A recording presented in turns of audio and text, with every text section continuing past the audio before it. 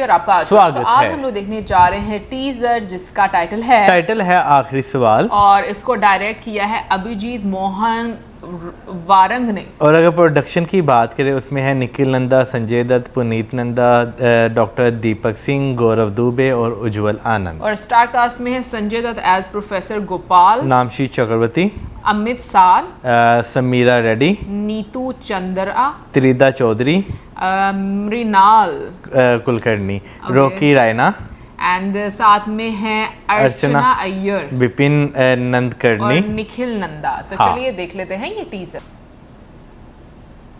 द्रुपद जो द्रौपदी के पिता थे, द्रोणाचार्य को मारना चाहते थे, इसीलिए उन्होंने अपने पुत्र धृष्टद्युम्न को तैयार किया। जानते थे कि आचार्य को मारना आसान नहीं, और वो स्वयं गुरु के पास गए और कहा कि मुझे अपना शिष्य बनाइए ताकि मैं आपको मार सकूं।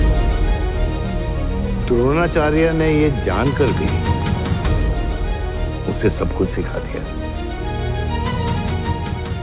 सर, मैं आरएसएस के इतिहास पे एक थीसिस लिखना चाहता हूँ on the 100 years of RSS।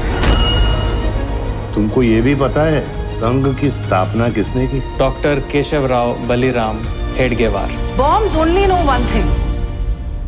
Boom.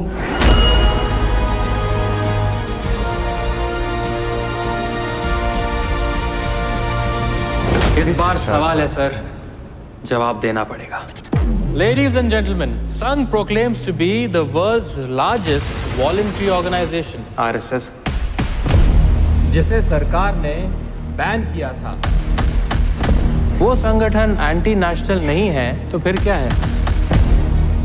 Justify the actions of the RSS committed on the day of the demolition of the Babri Masjid. Just say a yes or no. अखंड भारत अमर है, अमर है, अमर है।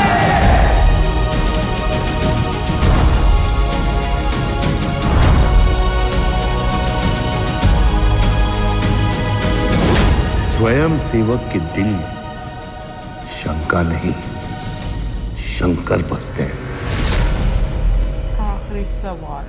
सो जब टीजर स्टार्ट होता है और संजय दत्त एक तरह से कॉन्टेक्स्ट महाभारत का दे रहे होते हैं, तो मुझे ऐसा लग रहा होता है कि शायद जो स्टोरी लाइन है वो इस तरह की होगी कि संजय दत्त जो है वो अपने शिष्य को सब कुछ सिखाते हैं, फिर उसके बाद मे बी उन्होंने किसी से रिवेंज लेना होता है तो वो उस तरह से चीज़ें जो है ना सिखा रहे हैं अपने शिष्य को। लेकिन आगे चल के थोड़ा सा जैसे और डायलॉग्स क्लियर होते हैं, तो मतलब बीच में जैसे बाबरी मस्जिद का जिक्र हुआ, फिर उसके बाद आरएसएस संगठन का जिक्र हुआ, लेकिन मुझे ये क्लियर नहीं हो रहा कि संजय दत्त जो हैं वो मतलब कोर्ट रूम तक कैसे आ गए हैं और चीज़ें चल क्या रही हैं एक्चुअली। ये टीज़र है, टीज़र में आपको पता कि बस इतना ज़्यादा जो है वो नहीं पता चलता। अभी जैसे जो है बीच में महाभारत की जो है वो बात की गई, तो उसमें मुझे लगता है रिसर्च करने के लिए जो है ना आरएसएस पर वो उनकी ज़रूरत पड़ रही है संजय दत्त की। वो उनसे जो है ना जो शिष्य हैं वो उनसे जो है उन्हें सीखना चाह रहे हैं, और हो सकता है उनके पास में प्रोफेसर है, काफ़ी ज़्यादा नॉलेज जो है वो चीज़ों के बारे में जो है वो हो,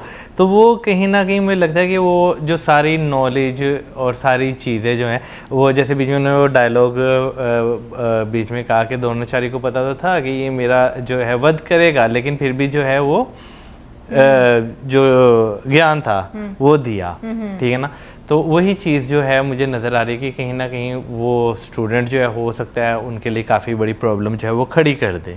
मुझे ये चीज़ जो है वो पॉसिबल नज़र आ रही है। बाकी मैं ये बात बोलूँगी कि जिस तरीके से मतलब संजय दत्त सर की पर्सनालिटी है ना, मतलब मुझे लगता है उनकी आवाज़ और उनका ऑरा ही ऐसा है कि वो स्क्रीन प्रेजेंस बहुत अच्छी बना देता है, और बहुत टाइम के बाद हम इसमें काफ़ी सारे ऐसे एक्टर्स को देख रहे हैं जो कि मैं कहूँगी कि काफ़ी टाइम के बाद हमें पर्दे पर देखने को मिले। जैसे कि हम लोग समीरा रेड्डी की बात करें, बहुत लंबे अरसे के बाद वो पर्दे पर नज़र आई हैं। काफ़ी एक्टर्स जो हैं वो काफ़ी लंबे अरसे के बाद आपको नज़र आ रहे हैं। बिल्कुल। बाकी कमेंट सेक्शन में आप ज़रूर बताइए कि आपको कैसा लगा ये टीज़र, और स्टोरी लाइन अगर आपको समझ आई हो तो ज़रूर बताइएगा। मिलेंगे नेक्स्ट वीडियो में। सब्सक्राइब करना। Good bye.